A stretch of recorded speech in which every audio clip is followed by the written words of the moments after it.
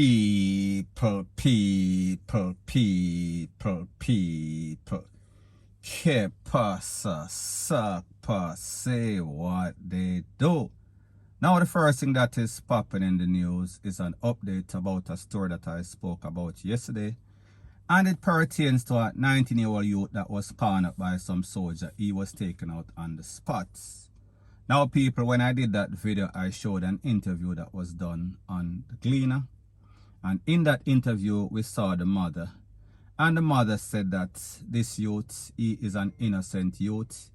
He does styling, he does construction.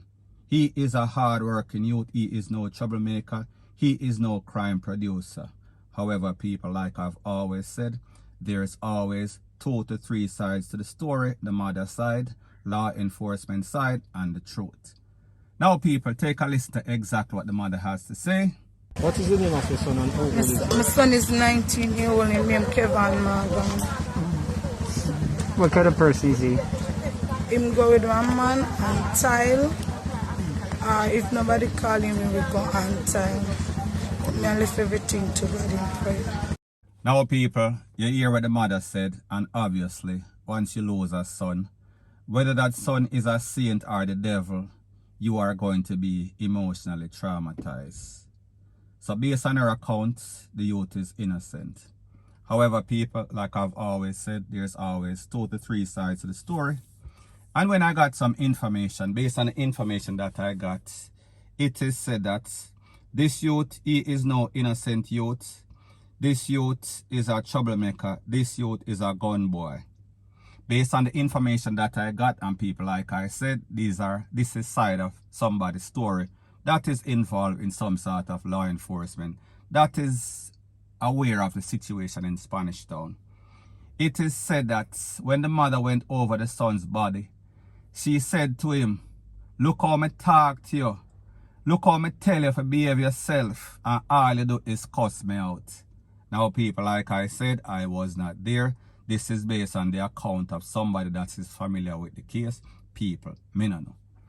Now people, the next thing in this story is that there was a lady, and this lady said that she saw everything. She was basically an eyewitness. She was a peeping Tom. She was looking through some sort of window, and she witnessed everything. So people, I am going to let you take a listen, take a look to what this lady has to say as it pertains to what she saw with the soldier standing over the youth and basically pelting some can in the youth body, in the youth head.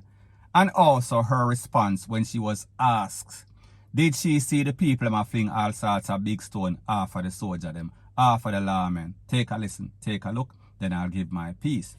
And when they go to the gate and peep out, me see the little boy and peep through, I shot kind of down and me a peep. And the little boy have his hands up. I mean, I know where soldier them are set to, but them are sitting to him, because I just have his stand. Then, like, then do so, and slide and kick off in foot, or then kick off in foot, them just start shooting. That's all I see. And I say, yes, I'm going back. So is it true that the residents were throwing stones and so on for the police? I don't know about that. I don't know about that. Now people, like I've always said, there's always 2 to 3 sides to every story. This lady side, the soldier side, and the truth. She said that she saw everything. She said that she heard the youth a beg for him life, and the soldier them, they were not listening. Them basically do what them have to do, or they did their deed, whether it was wrong or justified. People, me no know, I was not there. However, when she was asked if she saw when the people was stoning the soldier, she said that she can't remember that, she cannot recall. So people, is that denial? Is she seeing one thing? She has what we call selective memory. So therefore, whenever it is justified for the victim, she claimed that she can remember everything in intricate detail. However, as it pertains to the soldier, she can't recall. Now people, if somebody has stoned the soldier, you would know if you are there. You saw everything. You saw all the intricate details as it pertains to what the soldier did to this youth. And people, this is my disclaimer once again. I am not saying that she is lying. I am not saying that the source that I got the information from is telling the truth. However, people, you be the judge. You tell me what you think. Now people, here's my story, or here's my side to the whole thing. There's been a whole lot of crimes in Jamaica in a lot of these volatile areas. You have a whole lot of persons that are innocent people law-abiding, tax-paying citizens of a lot of these garrisons. However, they are mixing, they are mingling with a lot of these crime producers. In some cases, they are shielding these criminals. A lot of cases, these mothers, whenever them son get taken out, even if the son was a devil, and people, this is my disclaimer once again, I am not saying that this youth was guilty and this youth was doing anything and this youth was a gunman, because I don't know him. All I am doing is giving you both sides or every sides of the story, all of the scenarios. So people may just say, just speaking in general. Usually in a lot of these communities, whenever somebody loses their life, that person seems to be innocent 90% of the time. Now people, even if 10% of the time that person is not innocent or that person is a wrongdoer, if 10% of the people that die are innocent, it is still a whole lot of people. I would not consider it justice. However, people, there's a thing that is called war. And whenever you are in any sort of war, there's a thing that is called casualty of WAR. So therefore, innocent persons are going to lose their life for a situation to get better. And people, I am not saying that it is right or it is justified. Me just tell you how it is. So I say this to say that mothers, parents, whenever you have your pitney, make sure so you grow them up right. Because whenever that child gets into any sorts of crime, any sorts of gang, and start pick up the gun and start bust up all sorts of gun, these popo, these soldiers, the system knows that whenever them take them in, more than likely the witness, the victims, they are not going to show up. So what they've decided is that they are going to take out this person by the hook or the crook. Now people, don't get it twisted, don't get it misconstrued. I am not saying that their action is justified. However, I am just saying, if you know the rules of the game, go by the rules. So therefore, if you differ from the rules, more than likely you are going to suffer the consequences. And people, in this case, that might be the case. So people may just say, do right and right will follow you. Do wrong and basically you will get the wrong result. So people may just say, point blank and period.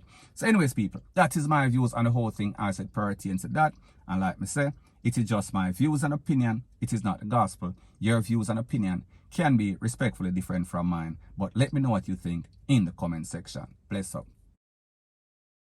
Now, before I move to the next part of my video, please subscribe to my next channel. It is called Jamaica Dancehall Source, and I'll be pinning the link to that channel in the description of this video. And also, please subscribe to this channel. And when you subscribe, please press the notification bell or icon, and also press all in the option. Now, the next thing that is popping in the news is a little immigration update as it pertains to persons living in America with aspirations of becoming criminals, jugglers, hustlers, whatever you want to call it. Now, people, this is based on an incident. The attorneys are criticizing immigration officials for holding a Jamaican national after he was being ordered to be released from detention of the immigration in a current county we are speaking about in California. It is said that 40-year-old Giovanni Morrison, he was convicted of assault with a fire piece back in 2020, and he served in excess of 1 year in a Nevada county jail. Now people, based on the information, it is said that he was offered deferral removal by the immigration judge, and people, what this means is that the judge determined that because of his criminal record and conviction, he should be removed, he should be deported. However, because of the fact that if he returns to Jamaica, he would be tortured. So people, obviously, this man is claiming that he is a part of some sort of society, in which if he goes back to Jamaica, some sort of hoodlums, some sort of gang is going to catch him, torture him, cut off him, BALLS, whatever the case is. So therefore, he filed for some sort of asylum. Now people, based on the information, it is said that persons that are offered deferral in deportation, they are supposed to be released. However, people, in this man's case, he was held in excess of 2.5 months.